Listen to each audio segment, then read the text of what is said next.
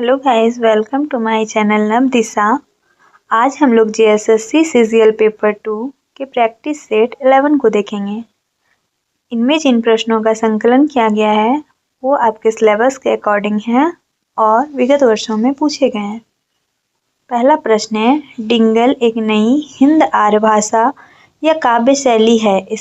इसे मरुभाषा, मारवाड़ी और पुरानी राजस्थानी जैसे विभिन्न नामों से पुकारा जाता है। डिंगल का उपयोग किन किन क्षेत्रों में किया जाता है? तो वो क्षेत्र कौन कौन से हो जाएंगे? राजस्थान, गुजरात, कच्छ, मालवा और सिंध सहित आसपास के क्षेत्र। नेक्स्ट प्रश्न है, संसद में प्रयोग की जाने वाली भाषा का उल्लेख संविधान के किस अनुच्छेद में किया गया? तो अनुच्छेद 120 में किया गया है। वहीं विधानसभा में प्रयोग की जाने वाली भाषा का उल्लेख 210 में किया गया है। नेक्स्ट प्रश्न है, एक विचार पूर्णता से प्रकट करने वाले शब्द समूह को वाक्य कहते हैं। वाक्य की उक्त परिभाषा किस विद्वान द्वारा दी गई है? तो ये परिभाषा कामता प्रसाद गुरुजी द्वारा दी गई है। नेक्स्ट प्रश्न है, अस्थाई भावों की कुल संख्या कितनी है? तो 9 है। नेक्स्ट प्रश्न है, जहाँ उपमेय में उपमान की समानता प्रकट की जाए वहाँ कौन सा अलंकार होता है? वहाँ उपमा अलंकार होता है। नेक्स्ट प्रश्न है, जिसके प्रत्येक चरण में 16 और 12 के विराम से कुल 28 मात्राएं होती हैं, साथ ही इस छंद के नियमानुसार हर चरण के अंत में लघु गुरु होते हैं, उसे क्या कहते हैं हम लोग? हरि गीतिका छंद कहते हैं। नेक्स्ट प्रश्न है, वस्तु जगत प्रत्येक का अनुकरण है तथा कला जगत वस्तु जगत का अनुकरण है। ये किस पाश्चात्य साहित्य का कथन है? प्लेटो का। नेक्स्ट प्रश्न है, आलोचना के क्षेत्र में न्यू क्रिटिसिज्म का सूत्रपात किससे माना जाता है? टी.एस. एलियट और रिचर्ड से माना जाता है। नेक्स्ट प्रश्न है, शब्द 3 प्रकार के होते हैं, वाचक, लक्षक और व्यंजक, तथा इनमें क्रमशः 3 प्रकार के कौन कौन से अर्थ प्रकट होते हैं? वाचक का अर्थ होता है वाचार्थ, लक्षक का अर्थ होता है लाक्षार्थ और व्यंजक का अर्थ होता है व्यंग्यार्थ। नेक्स्ट प्रश्न है, वह हिंदी जिसका प्रयोग वाणिज्यिक, पत्राचार, प्रशासन, व्यापार, चिकित्सा, योग, संगीत, विज्ञान तथा प्रौद्योगिकी आदि क्षेत्रों में होता है, उसे कैसे हिंदी कहते हैं? उसे कार्यालय या कामकाजी हिंदी कहा जाता है। नेक्स्ट प्रश्न है, मार्क्सवादी चेतना से ओतप्रोत कवि हैं, कौन है? पंत जी हैं, सुमित्रानंदन पंत जी, जिनका जन्म 1900 ईस्वी में कौशानी में और मृत्यु 1977 में इलाहाबाद यूपी में हुआ था। नेक्स्ट प्रश्न है, काव्य कृतियां चित्राधार, कानन कुसुम, करुणालय, महाराजा का महत्व, प्रेमपथिक, झरना, आंसू, लहर, कामायनी और उपन्यास में कंकाल, तितली, इरावती जो कि अपूर्ण था, किसकी प्रसिद्ध पुस्तकें हैं? तो ये सारी पुस्तकें जो हैं वो जयशंकर प्रसाद जी की हैं। इसमें कामायनी, कंकाल, तितली, करुणालय, प्रेमपथिक, झरना, आंसू, लहर बहुत इम्पोर्टेंट है। जहाँ जयशंकर प्रसाद जी का जन्म की बात करें तो बनारस में हुआ था 1889 ईस्वी में और मृत्यु हुआ था 1937 में, वो भी बनारस में। नेक्स्ट प्रश्न है, मुक्तिबोध के बाद सर्वाधिक विद्रोही और बेबाक कवि के रूप में प्रसिद्ध एवं ये हिंदी कविताओं में एंग्री मैन के रूप में विख्यात हैं, यह कथन किस कवि के लिए है? किसे कहा जाता है? सुदामा पांडे धूमिल को। और मुक्तिबोध के बाद सर्वाधिक विद्रोही और बेबाक कवि थे। जहाँ सुदामा पांडे धूमिल जी के जन्म की बात है तो जन्म 1936 में वाराणसी में और मृत्यु 1975 में हुआ था। नेक्स्ट प्रश्न है, नई कविता नामांकन का श्रेय किसे दिया जाता है? तो नई कविता के जनक सच्चिदानंद, हीरानंद, वात्स्यायन, अज्ञेय यानी अज्ञेय जी को माना जाता है। कवि नागार्जुन का मूल नाम क्या था? वैद्यनाथ मिश्र। नेक्स्ट प्रश्न है, आधुनिकता और पुनर्जागरण के प्रवर्तक और पितामह कहे जाते हैं। कौन कहे जाते हैं? भारतेंदु हरिश्चंद्र जी, जिनका जन्म 1850 और मृत्यु 1885 ईस्वी में हुआ था।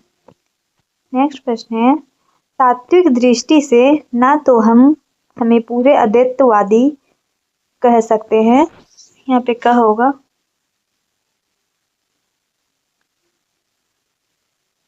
कह सकते हैं, और ना ही एकेश्वरवादी। कबीर से संबंधित यह विचार किनका है? रामचंद्र शुक्ल जी का है। नेक्स्ट प्रश्न है, अवधी भाषा की शब्दावली की साहित्य की परिनिष्ठ शब्दावली, यहाँ स्पेस होगा, बनाने का प्रथम श्रेय किसे जाता है? गोस्वामी तुलसीदास जी को। नेक्स्ट प्रश्न है, विद्यापति जी को किन किन विद्वानों ने श्रृंगारी कवि कहा है? तो किन किन विद्वानों ने कहा है? रामचंद्र शुक्ल, हरप्रसाद शास्त्री, राजकुमार वर्मा, राम वृक्ष बेनीपुरी और सुभद्रा झा ने इन्हें श्रृंगारी कवि माना है।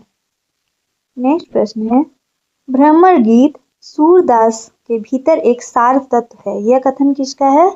ये भी रामचंद्र शुक्ल जी का है। ऊपर के 10 क्वेश्चन जो थे वो हमारे काव्य विधि और काव्य कुंज से थे।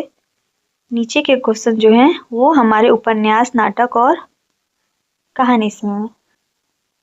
नेक्स्ट प्रश्न है, गोदान उपन्यास में उस पात्र का नाम बताएं। यहाँ पे उस होगा, नाम बताएं जो राय साहब के मित्र हैं और पैसे से वकील पर वकालत ना चलने के कारण बीमा कंपनी में एजेंट हैं तथा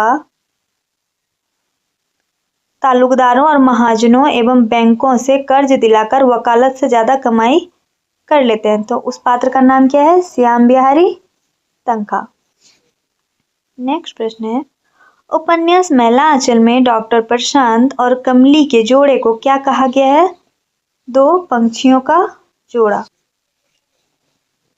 नेक्स्ट प्रश्न है, राग दरबारी उपन्यास में कौन सा पात्र आज की क्रांतिकारी युवा पीढ़ी का प्रतीक है? तो कौन है? रूपन। नेक्स्ट प्रश्न है, भारतेंदु युग का दस्तावेज किसे कहा गया है? भारत दुर्दशा को कहा गया है। आधे अधूरे, यहाँ पे आधे हो, आधे अधूरे नाटक का पहला खुला मंचन कहाँ हुआ था? मुक्त काशी त्रिवेणी में। नेक्स्ट प्रश्न है, चंद्रगुप्त शकराज का वध किस वेश में करता है? तो ध्रुव स्वामी से है ये क्वेश्चन, स्त्री वेश में करता है। नेक्स्ट प्रश्न है, रोज सुबह पैसेंजर आने से पहले गणेश ही गजाधर बाबू के लिए क्या लाकर रख देता था? गरम गरम पूड़ियाँ, जलेबी और चाय। नेक्स्ट क्वेश्चन है, यशपाल जी का जन्म कब और कहाँ हुआ था तथा उनकी पहली कहानी संग्रह का नाम शीर्षक क्या है?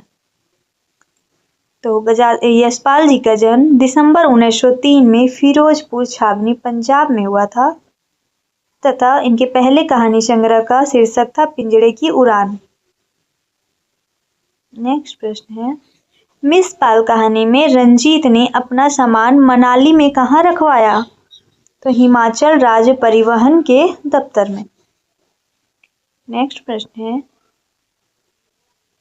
जैनेन्द्र जी का मूल नाम क्या है तथा उनकी पहली कहानी कौन सी है? इनका मूल नाम आनंदी लाल है तथा इनकी पहली कहानी जो है वो खेल है, जो 1928 ईस्वी में प्रकाशन हुआ था। नेक्स्ट प्रश्न है, परिंदे कहानी में स्कूल की प्रिंसिपल मिस वुड को सब लोग क्या कहकर पुकारते हैं? तो ओल्ड मैन कहते थे इसे। नेक्स्ट प्रश्न है, दिल्ली में एक मौत कहानी में अतुल मवानी ने सूट कहाँ सिलवाया था? खान मार्केट में। नेक्स्ट प्रश्न है, वापसी कहानी का प्रकाशक वर्ष क्या है? 1960। नेक्स्ट क्वेश्चन है, आचार्य रामचंद्र शुक्ल ने अपने इतिहास का काल नेक्स्ट प्रश्न जो है 34 से, वो हमारे सिलेबस में रामचंद्र शुक्ल और डॉक्टर नागेंद्र से हैं। क्वेश्चन है, आचार्य रामचंद्र शुक्ल ने अपने इतिहास काल विभाग करते हुए अध्यायों को क्या नाम दिया है? तो क्या नाम दिया है? प्रकरण नाम दिया है।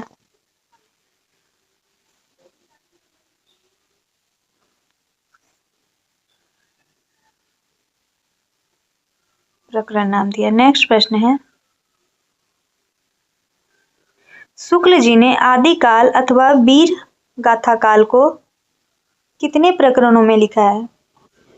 पहले तो उन्होंने अपने इतिहास काल को अध्याय में जो बांटा है उसे हम लोग प्रकरण नाम से जानते हैं। तो फिर उसमें 4 भागों में जो बांटा है, आदिकाल, भक्ति काल, रीतिकाल और आधुनिक काल, तो उसमें से आदिकाल को जो कितने प्रकरणों में? 4 प्रकरणों में बांटा है। नेक्स्ट प्रश्न है, वहीं भक्ति काल को कितने प्रकरणों में बांटा है? रामचंद्र शुक्ल ने पूर्व मध्यकाल अर्थात भक्ति काल को कितने प्रकरणों में बांटा है? 6।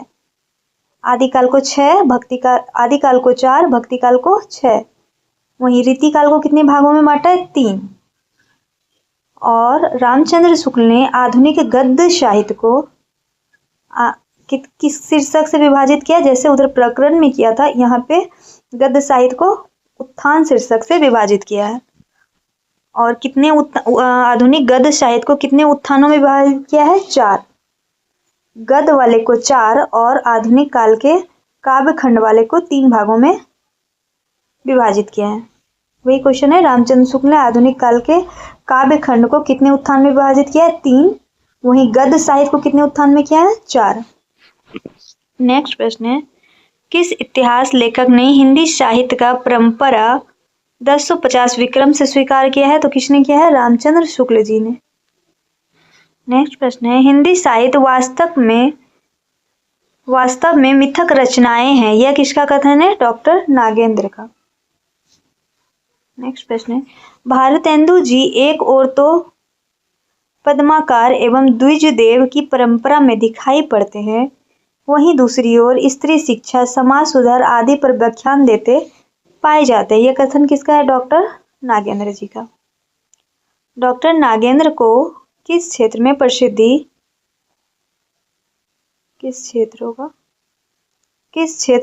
प्राप्त है? तो वो आलोचना के क्षेत्र में। नेक्स्ट प्रश्न जो हिंदी ग्रामर से है, उस आदमी को यहाँ बुलाओ, उस सब में विशेषण है, उसमें कौन सा विशेषण है? तो सर्वनामिक विशेषण। नेक्स्ट प्रश्न है, राम श्याम से पत्र लिखवाता है में क्रिया का कौन सा भेद है? किसी से करवा रहा है तो ये प्रेरणार्थक क्रिया हो जाएगा। नेक्स्ट प्रश्न है, जिसकी विशेषता बताई जाए उसे क्या बोलते हैं हम लोग? विशेष्य बोलते हैं। तीनों श और ह वर्णों को क्या कहते हैं हम लोग? उसमें व्यंजन कहते हैं। नेक्स्ट प्रश्न है, जिस वाक्य में जिस क्रिया के प्रयोग में कर्म की अपेक्षा रहती है उसे क्या कहते हैं हम लोग? सकर्मक क्रिया। नेक्स्ट प्रश्न है, महाप्राण व्यंजनों की संख्या कितनी होती है? 15। Thank you guys. इससे संबंधित PDF हमारे टेलीग्राम ग्रुप में अपलोड कर दिया जाएगा।